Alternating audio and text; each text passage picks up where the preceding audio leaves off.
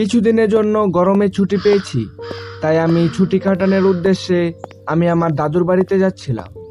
কিন্তু আজ থেকে 15 বছর আগে আমি এই গ্রামে দাদুর বাড়িতেই থাকতাম।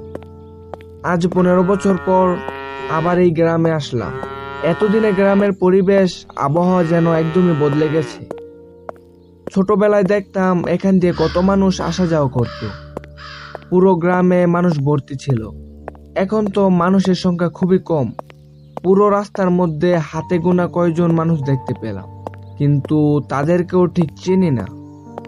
এতটা পথ হেঁটে হেঁটে আসলাম, একজন চেনা লোক দেখতে পেলাম না। তাই বিষয়টা একটু অদ্ভুত লাগতেছে।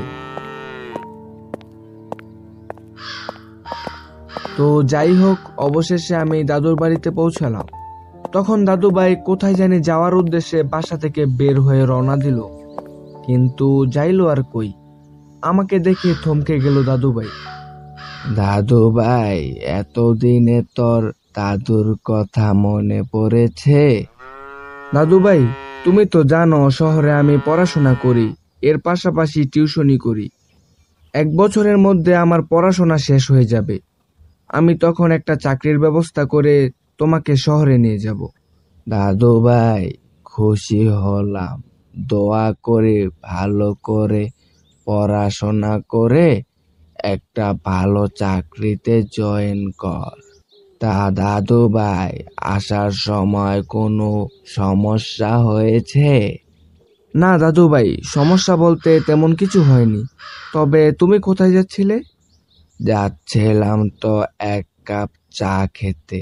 ওই যে তোর রামু কাকার দোকানের এক কাপ চা না খেলে রাতে যেন আর ঘুমই আসে না, তাই যাচ্ছিলাম আর কি। চল দাদু ভাই, আমার সাথে চল, তোর রামু কাকার হাতে এক কাপ চা খেয়ে আসিস। না দাদু ভাই, আমি এই চাটা খাই না। চা খেলে আমার মুখ পুড়ে যায়। তুমি যাও, আমি বাসায় থাকি। আর তাড়াতাড়ি চলে এসো।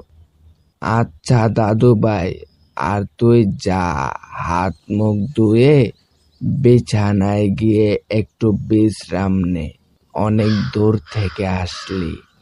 এটা বলে দাদু ভাই চা খেতে যায়।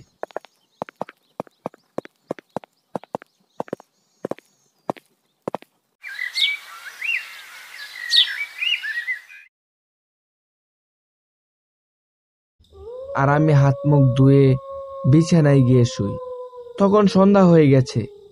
কিন্তু মজার বিষয়টা কি, অনেকদিন পর শুনতে পেলাম গ্রামের ওই দূর থেকে শিয়ালের ডাক ভেসে আসতেছে। আমার মনে একটু আনন্দ লাগতেছে। অনেকদিন পর শুনতে পেলাম তো, তাই। ছোটবেলায় তো এই শিয়ালের ডাক অনেক ভয় পেতাম, কিন্তু এখন অনেকটাই ভালো লাগতেছে। দাদু ভাই, এসে খাবার খেয়ে যা। তখন আমি উঠে খাবার খেতে যাই।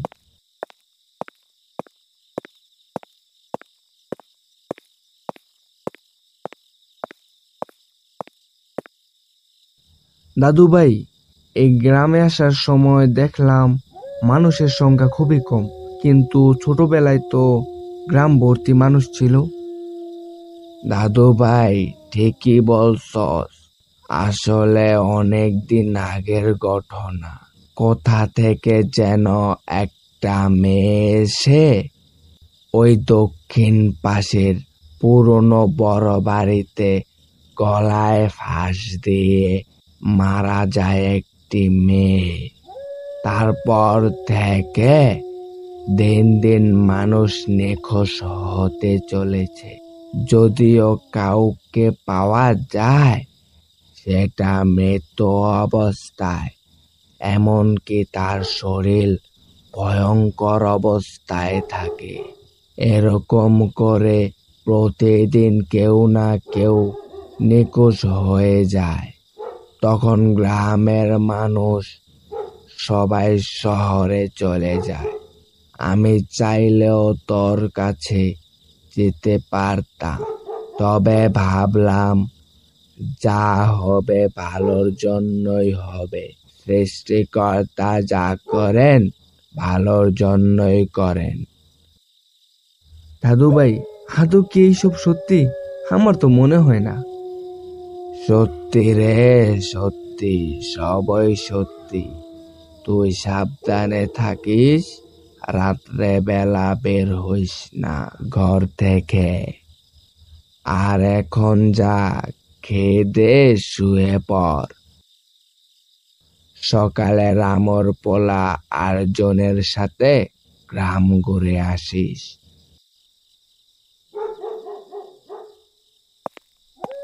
তখন আমি খাওয়া দাওয়া শেষ করে আমার রুমে এলাম, কিন্তু শরীরটা খুব ক্লান্ত ছিল, তাই দেরি না করে ঘুমিয়ে পড়লাম।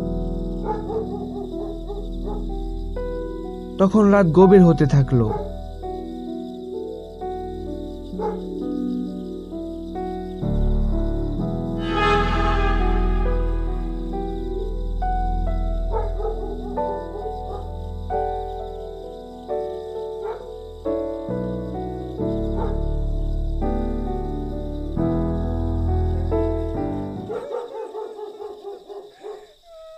ঘুমাতে ঘুমাতে হঠাৎ ঘুম ভাঙলো একটা মেয়ের কান্নার আওয়াজে। বাইরে যেন একটা মেয়ে কান্না করতেছে।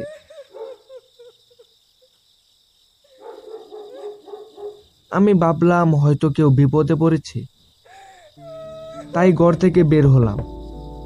দেখলাম একটু দূরে একটা মেয়ে বসে কান্না করতেছে।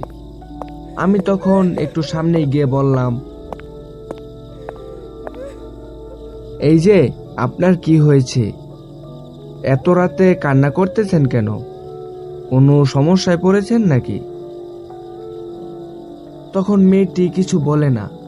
মেয়েটি উঠে দাঁড়ায় আর কান্না করতে করতে কিছু না বলেই হাঁটা শুরু করে। এটা দেখে আমি একটু অবাক হলাম। তখন আমি হাঁটা শুরু করলাম মেয়েটির পিছন পিছনে, কিন্তু আমি যেন ইচ্ছা করে হাঁটতেছি না, আমার পা যেন নিজে নিজে হাঁটতেছে।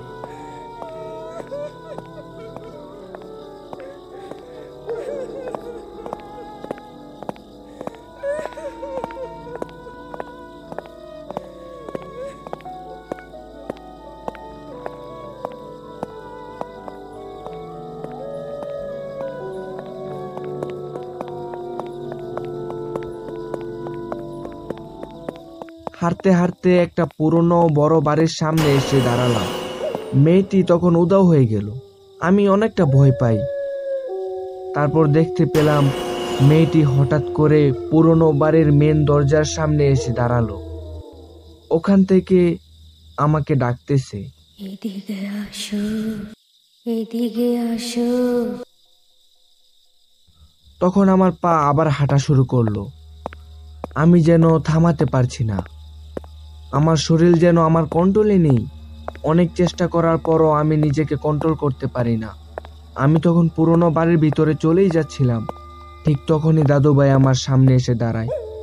আমার সামনে এসে দাঁড়ানোর পর আমার পা যেন আবার আগের মতো স্বাভাবিক হয়ে গেছে।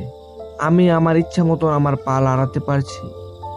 দাদুভাই তখন বলল, দাদু ভাই, তাড়াতাড়ি চল আমার সাথে।